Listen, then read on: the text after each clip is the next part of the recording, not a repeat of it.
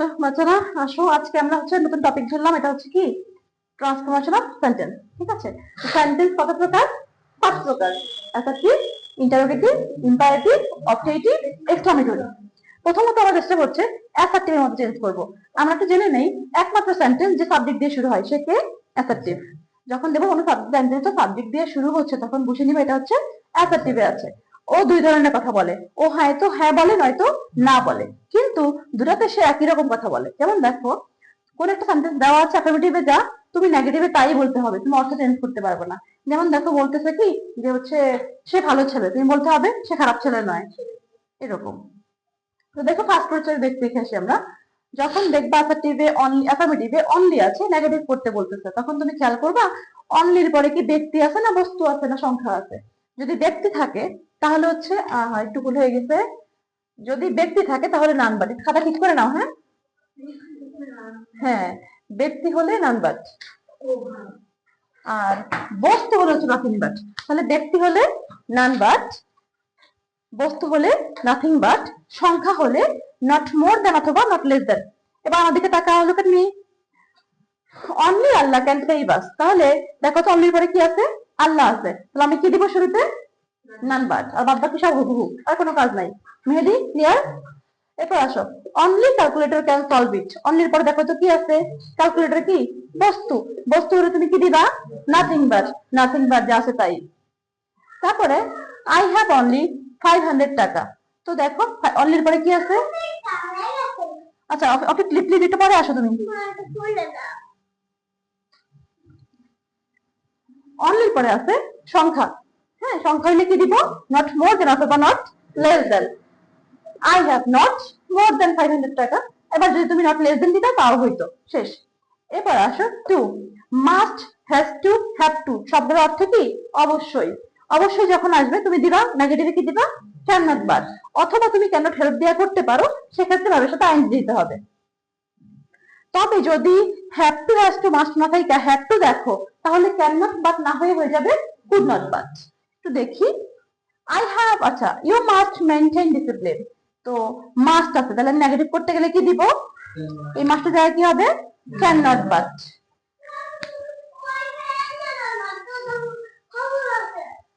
এখানে ওয়াইফাই নাই, আমি তো ক্লাস রেকর্ড করছি, তোমাকে বললাম না?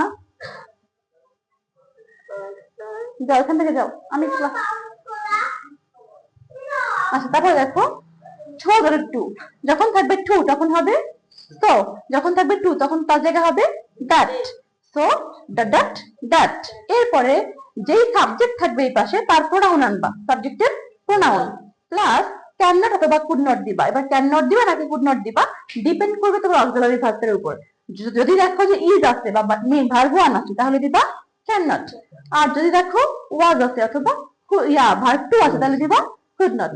আর কোনো কাজ নাই, একটু এক্সাম্পল দেখলে ক্লিয়ার হয়ে যাবে। যদি দেখা যাচ্ছে এখান থেকে the man was too hungry to work, তাহলে দেখো টু এর জায়গায় কি দিব? সো। টু এর জায়গায় কি দিব? দ্যাট। এবার সাবজেক্টের প্রোনাউন আনবা। সাবজেক্ট আছে কি? the man, the man এর প্রোনাউন কি হবে? হি, দিলাম হি। আছে ওয়াজ, তাহলে ক্যান নট দিব নাকি কুড নট দিব? Could not. ভার্ব ওয়ানটা উপরে দেওয়া ছিল, তাকে দেখে দেখে জাস্ট লিখে দিলাম। বুঝছি? Unite clear? Okay, next. as soon as, as soon as যদি অ্যাফার্মেটিভে থাকে নেগেটিভ করার সময় তার জায়গায় বসবে no sooner had।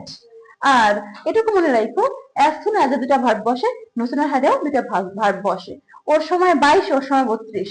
22 32 মনে রাখলে মনে হয় ভুলে যাবে না। 22 বলতে আমি কি বোঝাচ্ছি? যে আগেরটাও টু, পরেরটাও টু, আর ওর আগেরটা থ্রি, পরেরটা টু। মানে জাস্ট ওই সংখ্যাটাকে কি করে দিবা।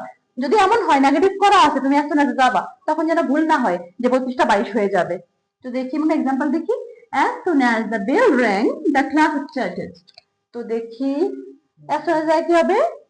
no sooner had দিলাম, the bell এর the bell। এবার ring আছে ভার্ব টু, আমার ভার্ব টুটা হয়ে যাবে কি? ভার্ব থ্রি, দিলাম ভার্ব থ্রি। কমার জায়গায় কি বসবে? দেন, দিলাম দেন। এবার আর কোনো কাজ নাই, জাস্ট তুমি কি কাজ করলা? as soon as জায়গায় no sooner had, ভার্ব টুর জায়গায় ভার্ব থ্রি, কমার জায়গায় দেন, তারপর বাদ বাকি সব হুবহু লিখে দিলাম, তার শেষ। Last 5, every plus noun. অ্যাফার্মেটিভে যখন দেখবা এভরি প্লাস নাউন আছে তখন নেগেটিভে হবে দেয়ার ইজ নো, আর ভার্বের আগে বাদ। Every mother loves her child, every জায়গায় কি লিখবা? There is no. ভার্ব কোনটা? লাভস, তাহলে তার আগে কি হবে? বাট। তাহলে কি দাঁড়ালো? There is no mother but loves her child.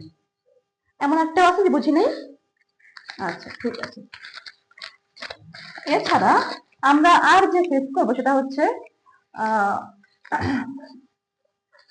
both the that and, আর একটা হচ্ছে auxiliary plus adjective। 6 নাম্বারটা লেখো, both the that and, both এর জায়গায় নেগেটিভে হবে not only, আর and এর জায়গায় হবে but also, আর কোনো কাজ নাই। আর 7 নাম্বারটা লেখো, সাবজেক্ট প্লাস অক্সিলারি ভার্ব থাকবে প্লাস অ্যাডজেক্টিভ থাকবে। তুমি কি করবা? অক্সিলারির সাথে একটা নট দিবা, একটা নট, আর এই অ্যাডজেক্টিভটার বিপরীত শব্দ দিবা। এই জন্য তোমাকে কিছু বিপরীত শব্দ মাথায় রাখতে হবে। যেমন দেখো, একটু ভিন্ন ধরনের যেগুলো তোমরা ভুলে যাও। চিপ থাকলে কি লিখবো? এক্সপেন্সিভ। চিপ মানে কি? সস্তা। এক্সপেন্সিভ হচ্ছে দামি। তাহলে চিপ লিখলে সস্তা, এক্সপেন্সিভ লিখলে চিপ, উল্টা হয়ে যাবে। আবার যদি থাকে ধরো কার্স, CURSE, কার্স মানে কি তুমি? অভিশাপ। তাহলে বিপরীত শব্দ কি হবে? আশীর্বাদ। আশীর্বাদ ইংরেজি কি? ব্লেসিং। ব্লেসিং তো প্রশংসা করা না, অভিশাপের বিপরীত শব্দ প্রশংসা করা হয় না বাবা। এক্ষেত্রে দেখো এনভি, এনভি মানে হচ্ছে বদনাম করা। বিপরীতে তুমি বলতে পারো যে প্রেজ বা অ্যাপ্রিশিয়েট।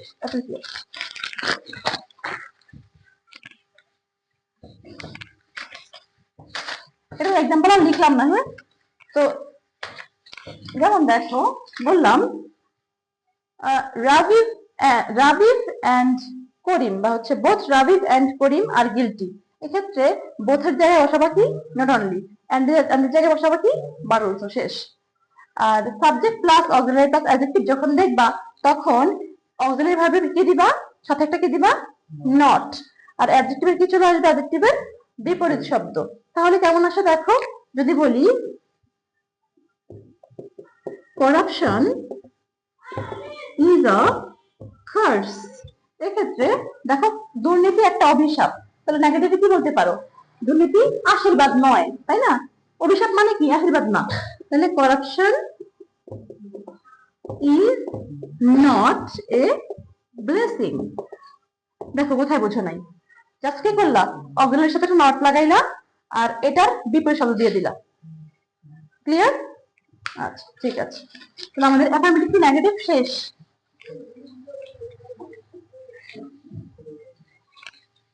এবার আসো অ্যাসার্টিভ থেকে ইন্টারোগেটিভ।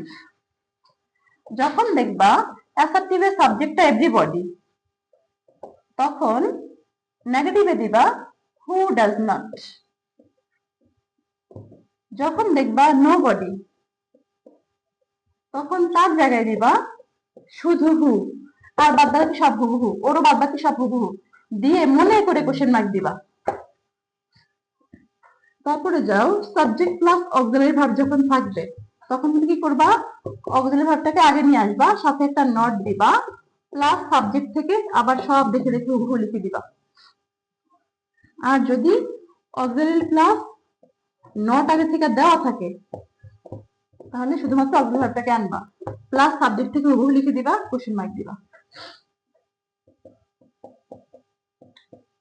MV1 MV2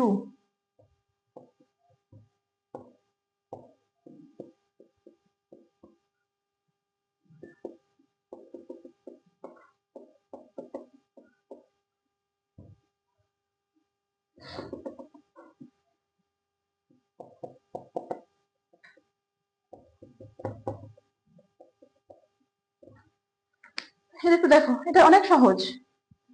যখন দেখবা অ্যাসার্টিভে এভরিবডি আছে, ইন্টারোগেটিভ করতে বললে, যখন ব্র্যাকেটে লেখা দেখবা ইন্টারোগেটিভ করতে বলছে, জাস্ট তুমি এভরিবডির জায়গায় কি বসায় দিবা?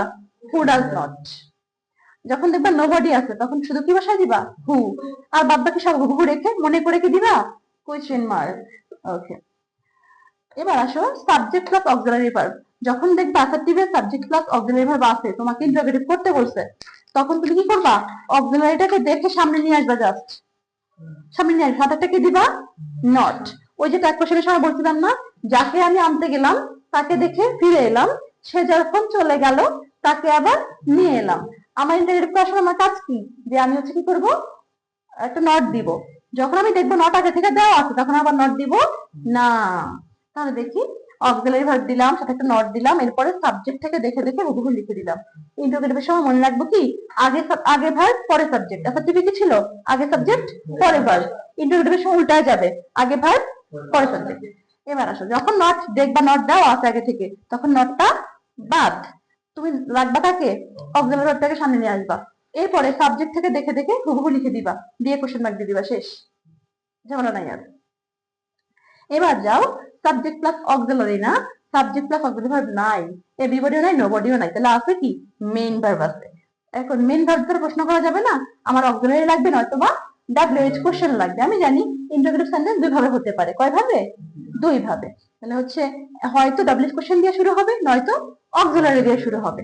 তো আসো, যখন তুমি দেখবা মেইন ভার্ব আছে তখন তুমি কি করবা, মেইন ভার্বের ফর্মটাকে জাজ করবা, যে কি ভার্ব 1 এ আছে নাকি ভার্ব 2 তে আছে। যদি ভার্ব 1 এ থেকে থাকে তাহলে তোমার হাতে অপশন দুটো, হয় তুমি ডু দিয়ে শুরু করবা, নয় তুমি ডাজ দিয়ে শুরু করবা। এবার আসো, কাকে দিয়ে শুরু করবা, ডু নাকি ডাজ। যদি এমন হয় তোমার সাবজেক্টটা আই, উই, দে, ইউ অথবা কোনো plural number, I, we, they, you অথবা কোনো প্লুরাল নাম্বার, তাহলে দিবা ডু। আর যদি তোমার সাবজেক্টটা কোন একটা সিঙ্গুলার নাম্বার হয় অথবা ইট, সি, হি হয়, তাহলে একটু যাও, আমি শেষ করে নিই, তুমি আসতেছে, আমার ক্লাস থেকে করতেছে, প্লিজ অফিস যাও। তাহলে হচ্ছে সাবজেক্ট থেকে দেখে দেখে বাকিটা হুবহু লিখে দিব। আর যখন দেখলাম ভার্ব 1 না, ভার্ব 2, তখন কি হবে, ডিড। ডিড সবার সাথে বসতে পারে, আগে যেমন ডাজ করা লাগছে, ডু হবে নাকি ডাজ হবে, তার সাথে কে বসবে। এবার ডাজ ডাজ করার কোনো কারণ নাই, এবার হচ্ছে ডিরেক্ট তুমি ডিড সবার সাথে বসতে পারবে, গণহারে আলু, হ্যাঁ, সবার সাথে বসতে পারবে ডিড। তো সাথে সাথে কি দিবা, নট। আবার সাবজেক্ট থেকে দেখে দেখে হুবহু লিখে দিলেই শেষ। তো তোমাদের এবারের যারা এসএসসি পরীক্ষার্থী, উঠাও নাই, আমি তো বলছি তো, আচ্ছা ঠিক আছে। আচ্ছা আমি হচ্ছে এটাই ইম্পারেটটা ধরাই দিচ্ছি একটু। এবার আসো, অ্যাসার থেকে ইম্পারেটিভ। ইউ শুড থাকলে, ইউ শুড ভার্ব 1 থাকলে ইউ শুড বাদ ভার্ব 1 থেকে দেখে দেখে লিখে দিবা। খেয়াল করো মেহেদি, জুনায়েদ, তুমি খেয়াল করো।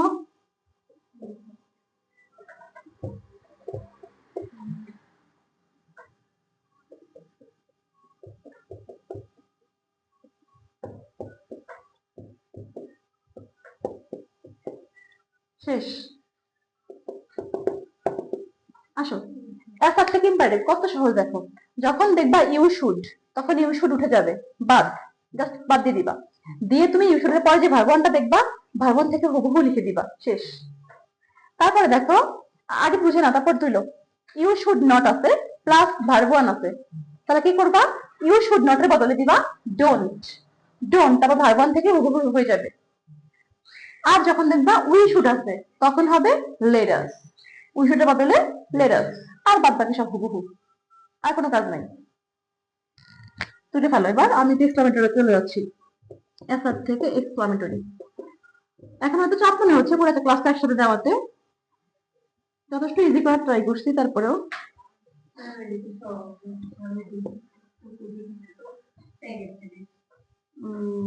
আসো, ভেরি তো